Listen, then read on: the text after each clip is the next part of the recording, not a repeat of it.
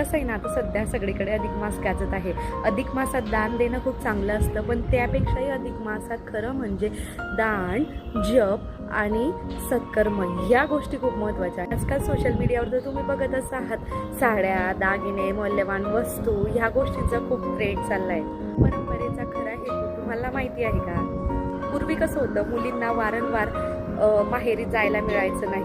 ते अशा सणांमुळे लेक, जावाई, नातेवाईक एकमेकांना भेटायचे आणि अशी ही परंपरा जपायची आणि म्हणजे अशा प्रकारे नातीही जपली जात होती. आजकाल असं वाटतं की कितीही महाग वस्तू जरी दिल्या तरीही माणसं ही नाराजच असतात. दिलं, इतकंच दिलं अशा अपेक्षा या वाढतच असतात.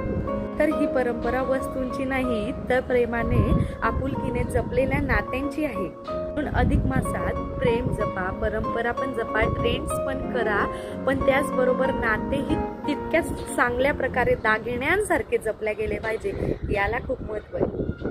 कारण परंपरेची जी खरी किंमत असते ना, ती वस्तूंमध्ये नसते, नाती जपण्यामध्ये असते.